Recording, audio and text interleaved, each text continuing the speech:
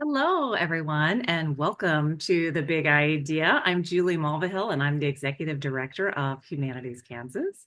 My apologies that there seems to be an AI note taker on the screen. If you're seeing that, we'll see if we can get rid of that as well. Welcome to a new season of A Big Idea, where we're exploring Asian American stories in the heartland, and we're just really excited about today's presentation. Now, the big idea is an online program where we highlight and inspire fresh thinking in humanities scholarship. And each big idea begins with a written piece, an essay, an article about the topic. And the speakers use that to really express kind of what their thoughts are on the topic that they have selected. It also provides additional resources. That's a great way to spark a conversation when you're out with friends, going for a walk, or out to dinner, just to kind of get that public humanities into your conversations. And we'll put a link to today's essay in the chat box for you to refer to when we can. Now, the big idea presentations build off from that essay, as you can imagine, allows us to find ways to ask questions and think about the presentation that comes in just a few minutes. But I just wanted to remind you that we welcome your questions. You can put them in the chat box. You can put them in the Q&A box. We'll find them wherever you would like to put them. Now, to start us off, I want to introduce our host of The Big Idea, Dr. Valerie Mendoza. Those of you who have been regulars with The Big Idea will recognize Valerie, but in case you are new to this Big Idea event, I'd like to let you know that Valerie is a Topeka native. She received her PhD in history from the University of California, Berkeley. Dr. Mendoza has worked in the public humanities field for a number of years, and her research focuses on the history of the Latinx community in Kansas and in the greater Midwest.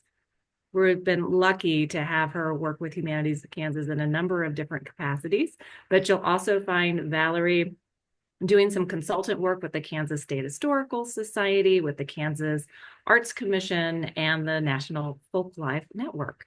So, Dr. Mendoza, I'll turn it over to you. Thank you, Julie.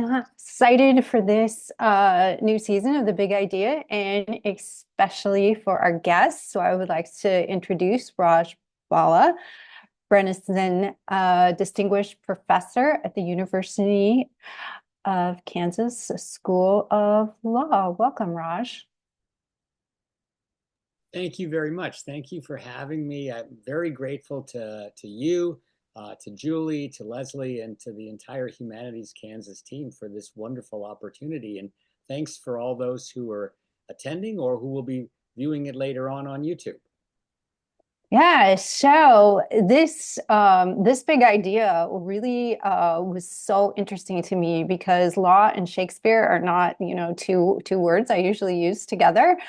So your big idea talks about how you use classic literature, particularly Shakespeare plays like his tragedy, The Merchant of Venice, and his history plays, Richard II, Henry IV.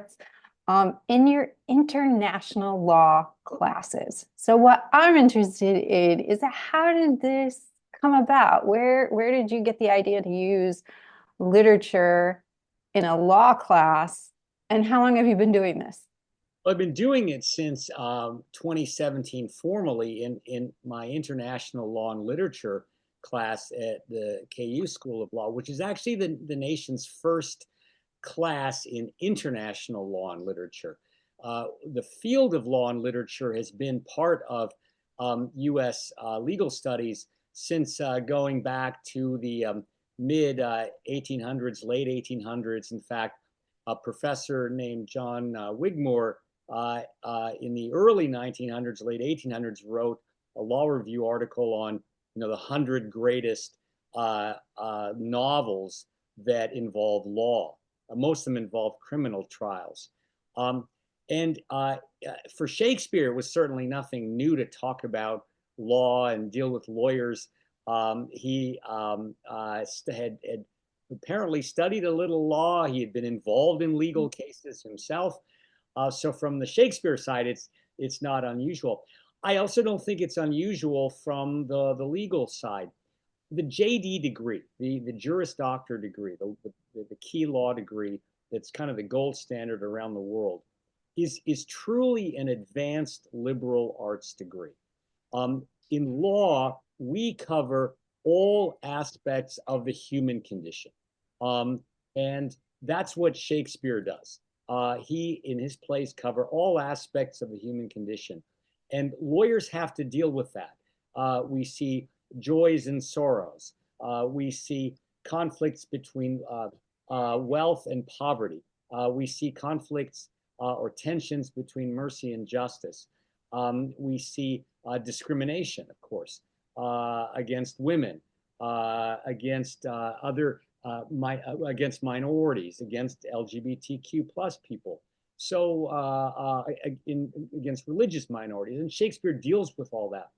And what's really cool, I think the law students and I find, is that every Shakespeare play is a fact pattern. It's a case. We come to law school, and sometimes law professors will artificially create a set of facts, maybe based on reality or stretching reality, or maybe they'll read a judicial opinion from the Supreme Court of the U.S. or from the Supreme Court of Kansas, for example, typically appellate court cases.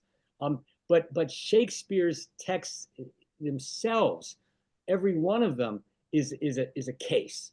And students can delve into and analyze those cases. So that's part of the inspiration for the course. And then I think there's another inspiration, or at least a couple. One is that the American Bar Association, the ABA, has been encouraging law schools and law teachers to provide more writing experiences for students. We must do a better job graduating law students who are really, really good writers. Well, we all know the two best ways to become a better writer is practice and read great writers. And Shakespeare certainly tops the list of great writers to read. And in the International Law and Literature course, we do 4 written assignments that are practical assignments. They actually satisfy the American Bar Association's practical writing requirement. The students write a treaty, they write a legal memo, they write an op-ed piece for a prominent media outlet, and they do a speech and deliver the speech using a teleprompter at KU Studios. And these are all very practical writing assignments, and each one of them is based on a Shakespeare play or sometimes some other literature mixed in as well. So giving the students the opportunity to see Shakespeare as case studies and then to translate that into legal writing, that's part of what's going on in the class. And then, and we can talk about this more, I think part of what inspired the class is the field of law and literature, when I say this with respect, has been somewhat of a mess for decades. And so we try and understand and organize and systematize the field of law and literature through the class, and we can discuss that as you wish. But those are some of the basic inspirations, and then we can also talk about personal well-being, because I think the students really get a lot of joy in the course that they translate to their personal lives. Wonderful. I want to go back to this concept of Shakespeare plays as a case, because that's fascinating to me. So, and I think that makes a nice segue into my next question, which was, you know, when you're in your big idea, you talk about how you used the Merchant of Venice in particularly, or maybe another play like Othello, to connect to international law, in particular the China versus U.S. trade wars. Can you talk a little bit more about that, and maybe give us a brief recap of, you know, the applicable play? Sure, absolutely. So, you know, the Merchant of Venice it has can be viewed as a series of transactions. In fact, in the Missouri Business and Entrepreneurial and Tax Review got an article coming out on this very topic that you're asking about in the MBETR. Basically, what you see in the Merchant of Venice, there are multiple merchants. It's not just Antonio who's a merchant. Shylock is a merchant. He's a merchant in finance. And Antonio, of course, is an international trade merchant. Portia is also a merchant. She's an untrained lawyer in disguise. She's more skilled than all the men in the room, the male trained lawyers. She is selling, if you will, legal arguments. And if you go through the play, you see the finance transaction, which most of us are familiar with in terms of the bond that Antonio gives to Shylock to guarantee or be a surety for the loan that that Shylock makes to Bassanio. There's that finance transaction.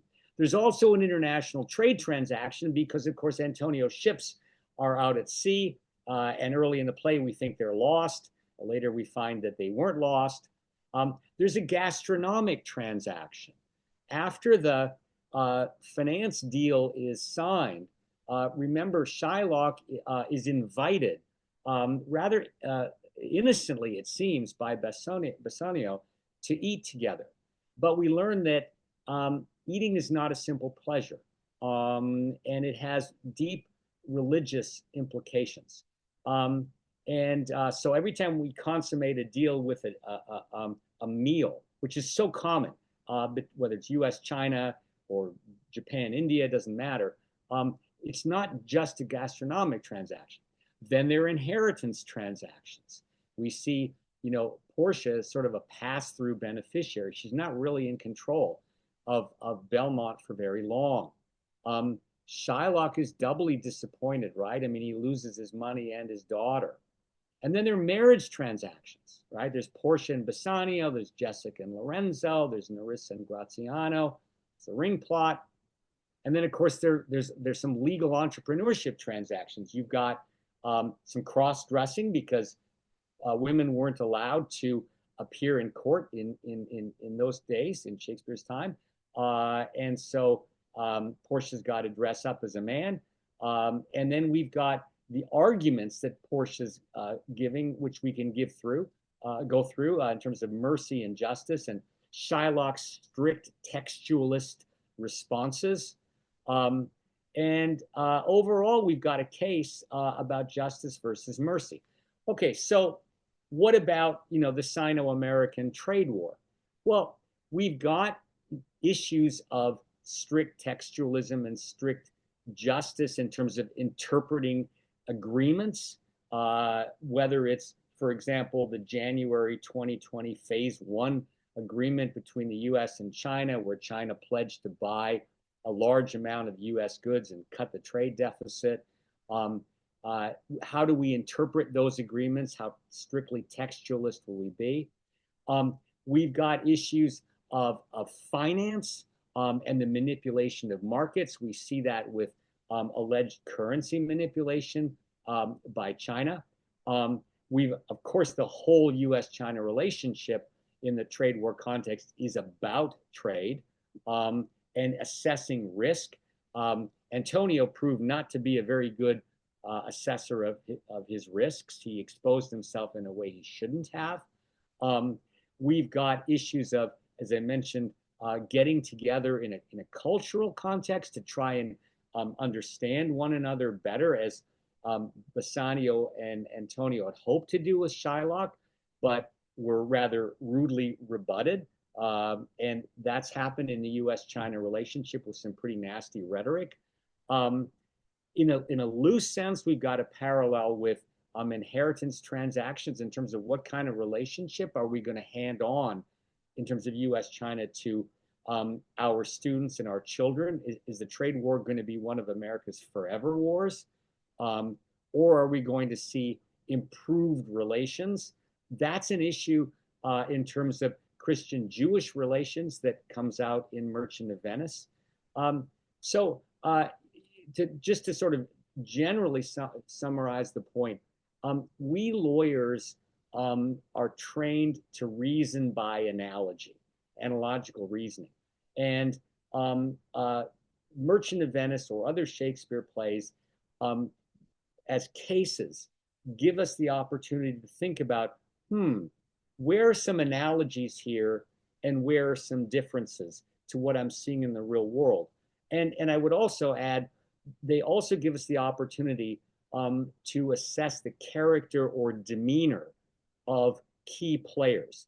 And those key players are the American president, the Chinese president, the U.S. trade representative, the Chinese vice premier and minister of commerce, their personalities. And when you get into a negotiation, as we saw with Shylock and Bassanio and Antonio, or Portia dealing with the men in the courtroom, you got to have a sense of who you're dealing with. And reading Shakespeare's plays helps improve our ability to assess those with whom we deal in the legal profession. So those are some of the analogies and distinctions between Merchant of Venice and U.S. China Trade War. I might add, it's interesting because when Shakespeare wrote the play, and generally when he wrote his 37, 38 plays, England was just rising. It was just on the cusp of rising as the great British Empire it would become, and that many of us have studied or even remember, like my family who grew up before the days of the British partition of India. And so, Shakespeare was aware of commercial fleets and naval power, and it was just coming into that time in British history. So that's kind of cool too. I find this also fascinating. I am not going to read or watch another Shakespeare play in the same way again, because normally when we read Shakespeare, it's like an English class, right? And we're like, okay, iambic pentameter, the couplets and things like that. But hearing you explain, like, the different personalities, and everything is like a transaction, right? The gastronomical transaction really, really struck a chord with me in particular.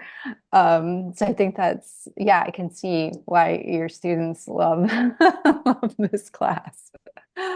So you started a law and literature page on your KU website, which completely fascinated me. And I wondered if you could talk a little bit about that, what led to the endeavor, what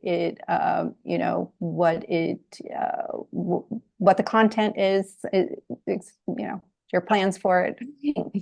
Happy to. And I would say on the point you just made about iambic pentameter and couplets, we lawyers need to learn those tools of the writer's trade so that our communications, whether it's briefs or memos, aren't so deadly dull. There's nothing more persuasive other than good substance than great style. If you can speak to a judge or a boardroom or a non-governmental organization, international organization, whatever your setting is, and you can present with excitement, with passion, with memorable couplets, and you can pay attention to the rhythm and the rhyme of your presentation. That's a skilled lawyer. And that's what we do in that fourth assignment when the students are doing a speech. And it happens to be a speech on the U.S. China dispute on the 9-dash line. On the Law and Literature webpage. So there are some law and literature web pages around the world, excellent ones, connected with various societies or groups. And of course, other major web pages like the Royal Shakespeare Company or the Folger Shakespeare Library will have excellent resources that lawyers can use. But there few, if any, that we could find law and literature web pages that are tied to or supported by, connected to a law school.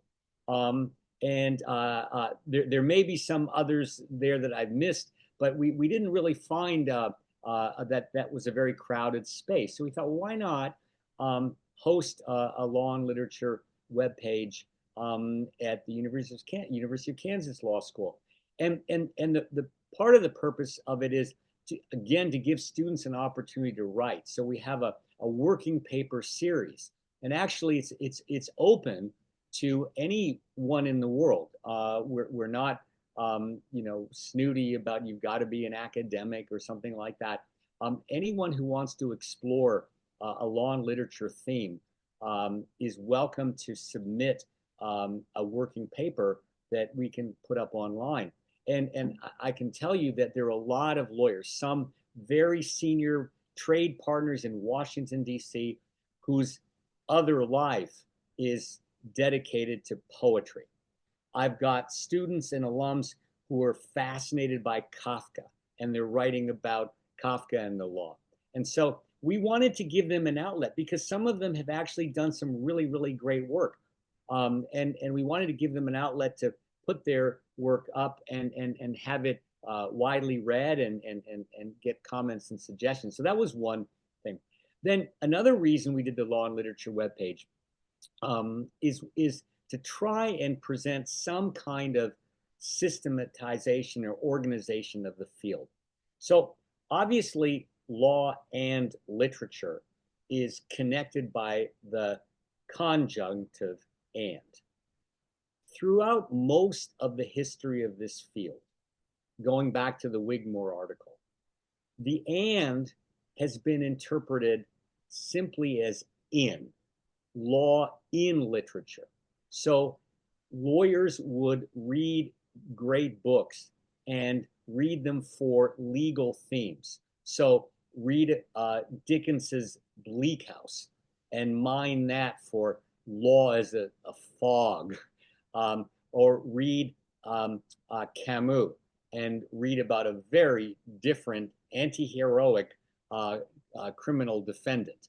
Or, of course, read Shakespeare's plays. Look for the legal themes in literature. And that's great because that is where the novels, the drama, the poetry do have a value as being cases for us to study. But that is not the exhaustive scope of law and literature. So the webpage, of course, has the law in literature resources, but it has two other resources because we divide law and literature into law in literature, law as literature, and law with literature. Now, the law as literature means that we accept that legal texts, treaties, statutes, judicial opinions, memos are forms of literature. They're a genre of literature. And once we accept that, if we buy that assumption, then legal texts become susceptible to interpretative techniques that the literary critics, the literary scholars have given us ever since Aristotle. You see, in American jurisprudence now, we're almost paralyzed with the thought that the only way to read a legal text is a strict textualist methodology where we must stay within the four corners of that legal document. And of course, we do start with the words on the page, but words are often ambiguous or vague. And then we can't look to the four corners of the text. We must look beyond it. So what do? We look at the context of the document, not only the other documents, other paragraphs surrounding it or the other documents surrounding it, but the historical context, the legislative history. Even then, sometimes the text is ambiguous or vague. So then we go to pragmatic theories of interpretation that literary critics give us. They give us post-colonial theory. They give us feminist theory. They give us LGBTQ theory. They give us Marxist theory, looking at text from a very classist socioeconomic perspective.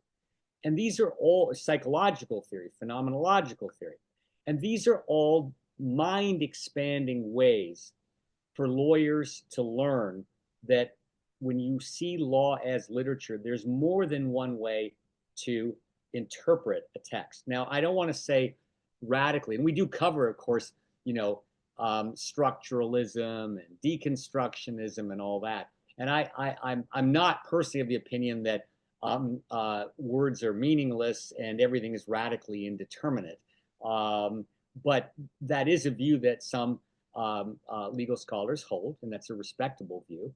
And the point of the law as literature part of the webpage, just like the course, is to teach students and users upwards of 20 different ways to think about how to interpret vagueness or ambiguity in a text. Now, even if you're an American lawyer who is really pretty focused on strict textualist or original intent, the fact of the matter is not every person in the lawyer you're going to meet in the world is skilled that way. I have met justices, I've spoken with justices from many other countries, India, Israel, Canada. They don't view texts in the narrow way that the Americans do. They are schooled in the broader tradition. So if a KU law graduate is negotiating a memorandum of understanding or a trade treaty with someone from, say, India, they have to be able to empathize with the Indian lawyer and see how is that Indian lawyer looking at the same text that they're negotiating. Even if the American lawyer doesn't necessarily agree with that Indian interpretative methodology, they have to understand it. So the law as literature is all about interpretation. And then law in literature, all about themes. What about the law with literature? That's the rhetoric part. That's where we try and see, kind of like you were saying earlier, about the attention to iambic pentameter and rhyme and rhythm, how our words sound when we are presenting publicly. And we study some of the great speeches in history. We study, for example, in the context of the 9-dash line issue with China, we study President Kennedy's Cuban Missile Crisis speech. We also study his moonshot speech, two very different speaking styles by that very gifted rhetorician. That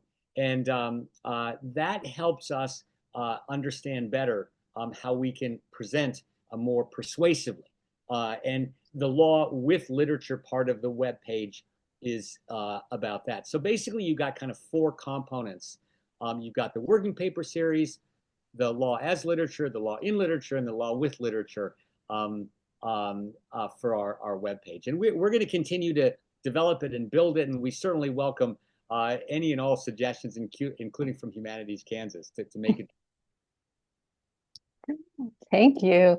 Yeah, as you were talking and explaining the law as literature, I noticed, like some of my biases, like when I have to read a legal document, one, my eyes glaze over, but two, for me, there's no room for interpretation, right? It's exactly what that, if I'm reading a treaty, because I'm a historian, right? And from, 1820, whatever, so yeah, that completely expands my way of thinking about reading a legal text. So thank you.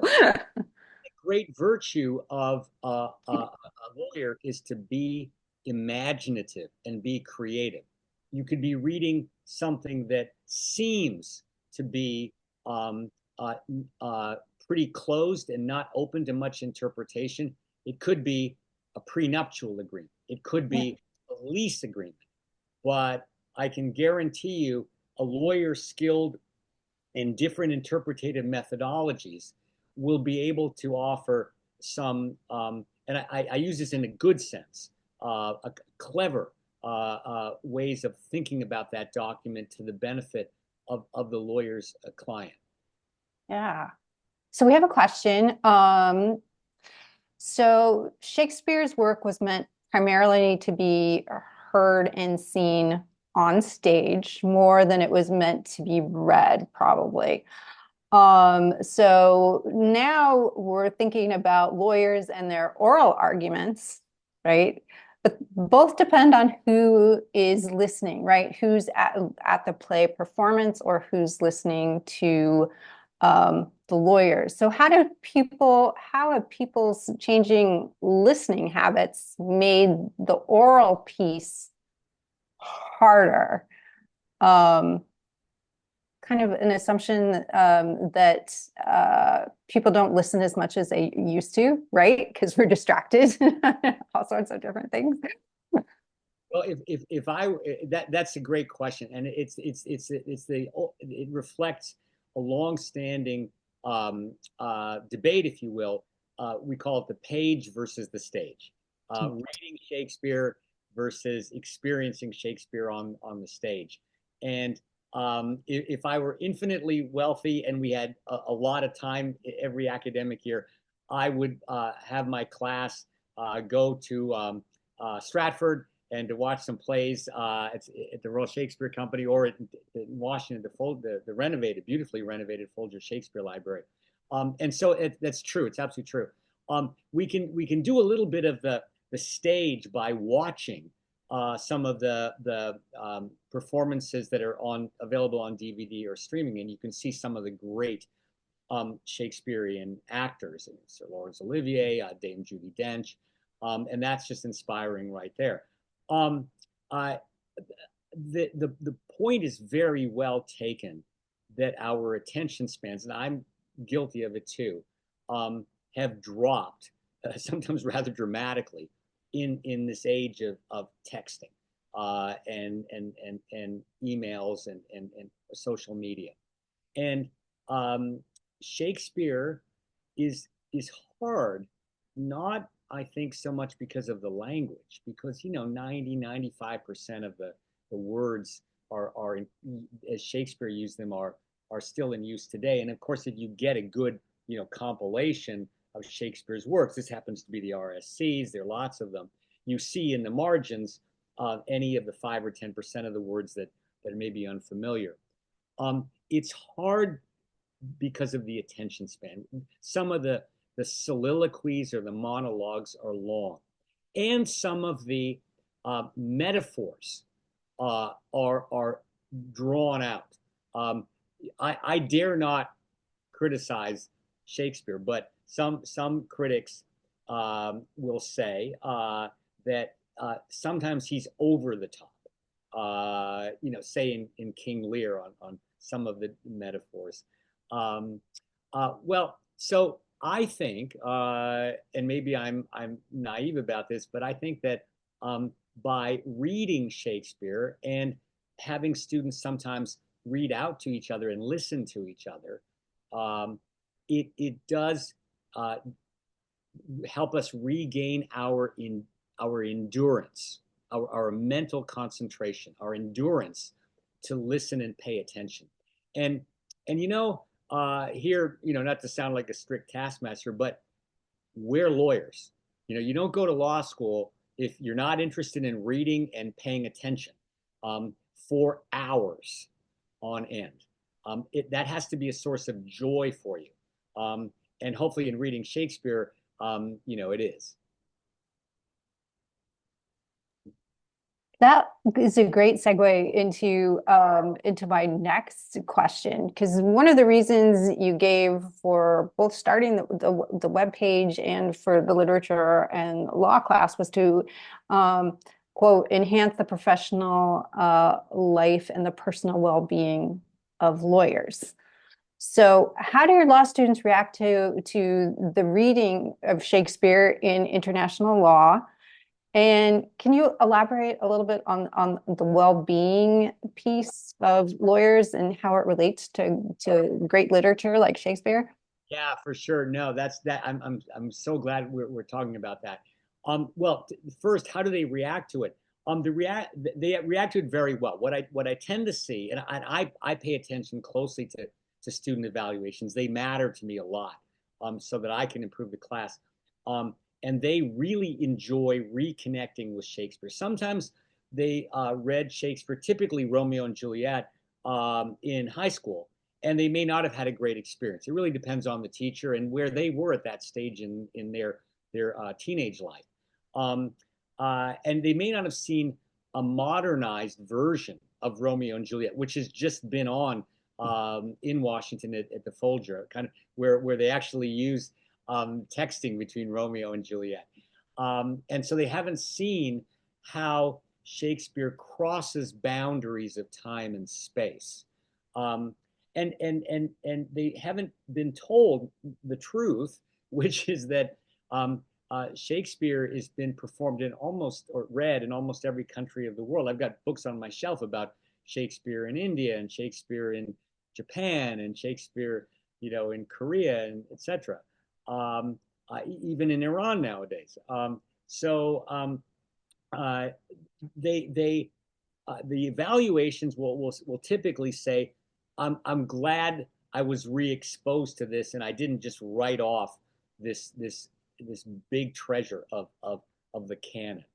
The well-being part is part of the reason they say that. Law students are older and more mature than, of course, high school students. They come to law school at any age, say between 22, 23 upwards. And we welcome second career students as well.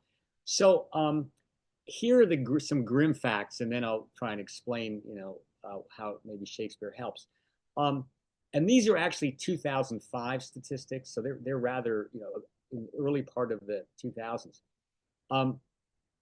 The general American population at the time suffered a depression rate in terms of clinical depression. 5 of the 10 or so metrics that the American Psychiatric Association gives, or Psychological Association gives for depression, at approximately 8%, general population. By the time a law student was into their second semester, first year, and gotten grades, that number skyrocketed for the law students to 32%, 8 to 32, 4 times. Then by the time they graduated after their second and third year, it would be 40%, 10 times, or I should say 5 times, from 8% to 40%. The suicide rate in the American population was, low single digits, mid single digits. But for lawyers, it was double that, getting into low double digits. Now, obviously, that's in a cold, non-emotional sense. That's a tremendous waste of human capital that the students and the law schools invest so much time and money to train the best and the brightest to go out and serve the community, and then they suffer depression or worse. And those numbers have actually gone up because of the isolation in the COVID pandemic and because of anxiety about climate change. There have been some great studies among young people that the British have done about the environmental future that young people fear. All right, so literature and bringing the law school experience after the 1L year, which is rigorous, to say the least, bring it back to that advanced liberal arts training helps law students remember why they came to law school. They wrote an essay, usually 2. Who are you? What are you all about? What's your identity? And why do you want to be a lawyer? And then sometimes they'll write an essay about why do you want to come to our law school? And when they read themes in literature, when they see, for example, in Measure for Measure, that there's just something not right about sentencing Claudio to death for sleeping with his girlfriend Juliet, because they were almost married but for a signature on the page. They see that conflict between justice versus mercy, and they start thinking about the difference between natural law and positivistic law, and all sorts of then interactive thoughts, kind of body, mind, and soul, in the law students start coming out in the classroom, and we start having these great discussions about, yeah, this is what I think the text means. This is how I would apply it, and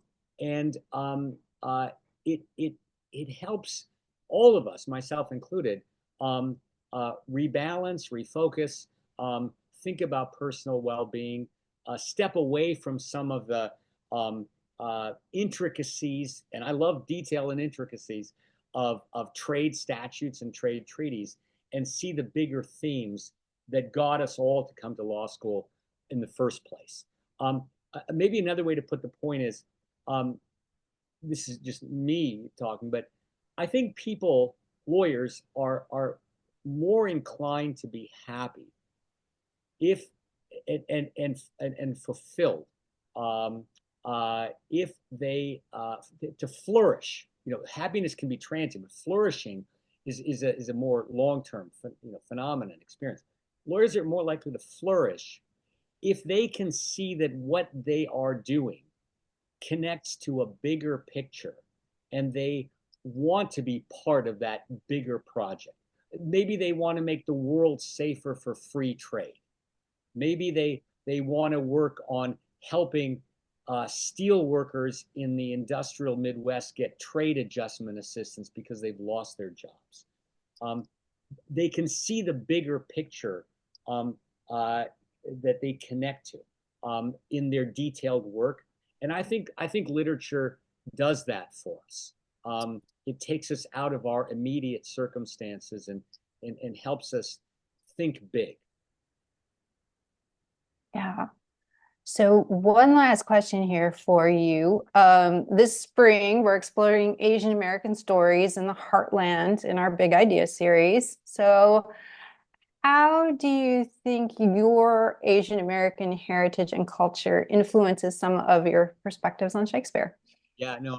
So let me explain that heritage. So my family on my father's side was caught up in the British partition of India on August 15, 1947. So my grandfather had served with the British Military Engineering Service, and they had a British provided bungalow in Multan, which is on the Pakistan side of the border, and I was privileged to get to go and see it several years ago. They were a Hindu family, and Pakistan was to become the Muslim majority nation that it now is. And so they lost everything, and in two waves, in June and September of 1947, they made that perilous train ride from Multan on the Pakistani side to Amritsar on the Indian side. Amritsar is famous. It is the center point, the homeland, the Vatican, if you will, for Sikhs. And it was where millions of refugees poured in. And I say millions. It is still, my understanding, is the largest exodus in human history, well over 10 million people.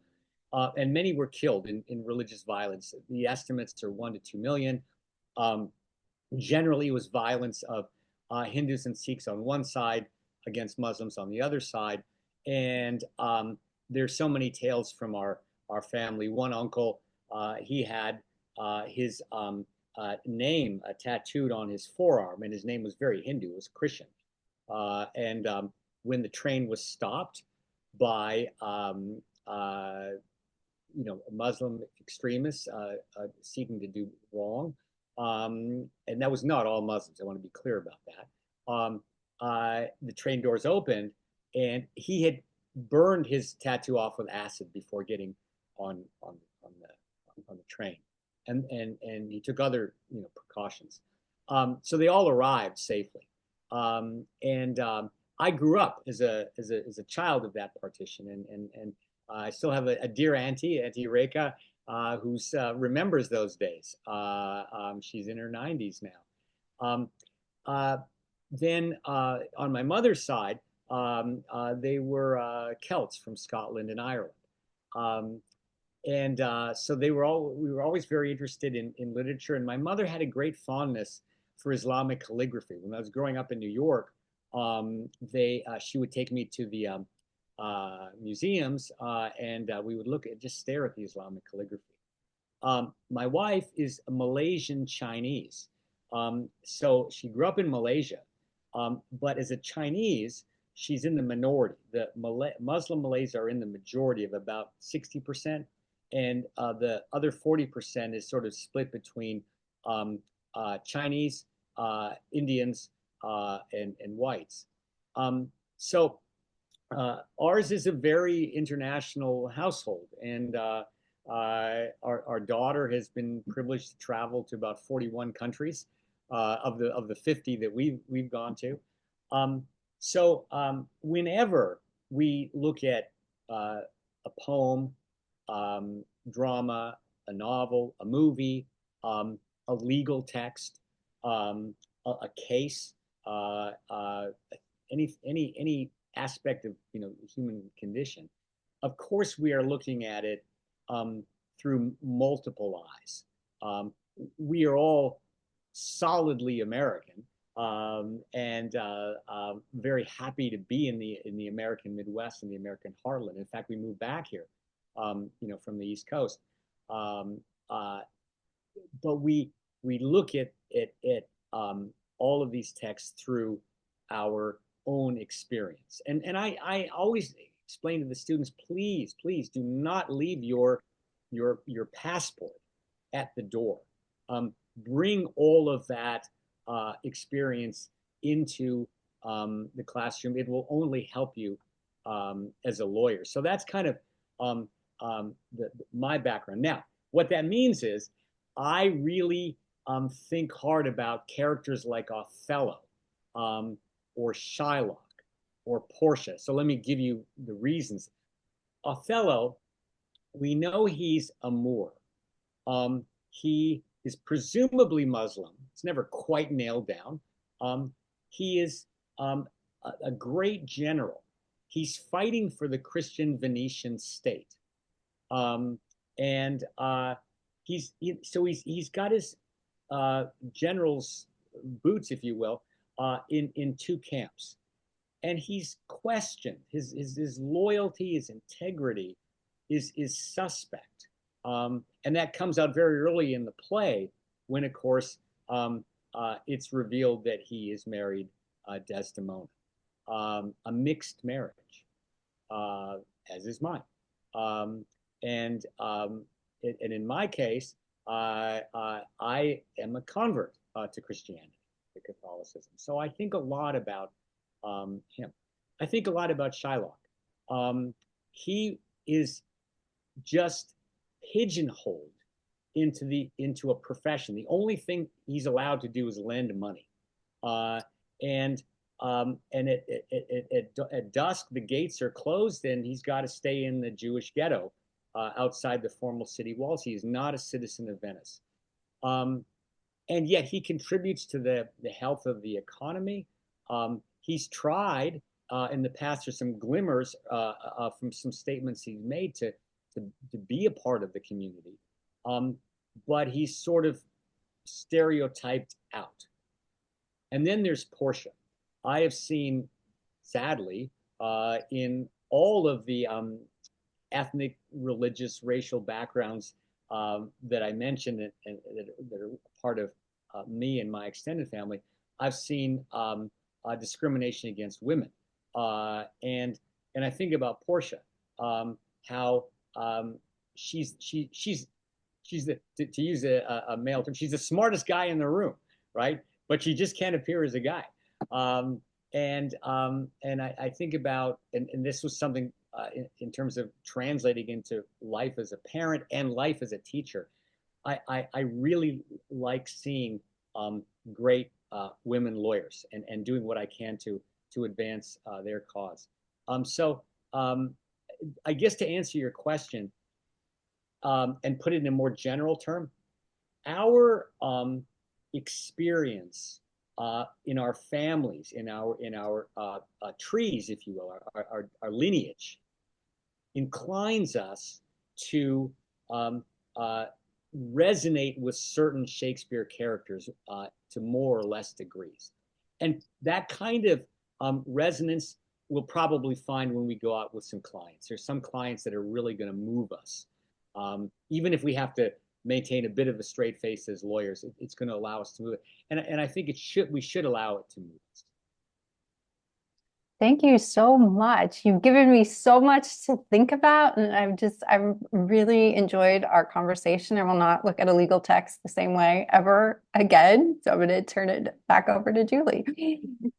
Well, Valerie, I'm with you. I wrote down in my notes, wow, wow, wow, right? I feel like I've just taken a bit of a master class in understanding, getting a glimpse into this relationship between law and literature. And Raj, I just want to thank you too for your generosity and sharing your personal stories too, along with this. It's just been the hour has just flown by. And I want to be sure and say thank you to everyone who is watching right now, this recording, and then those who will watch it on their own free time. We're grateful for you for being part of the big idea as well.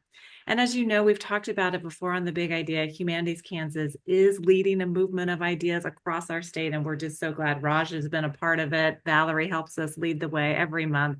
And for everybody who's listening in, that you are part of this incredible movement that's happening. Now, mark your calendar. The next big idea is in February. I believe it's February 21st at noon.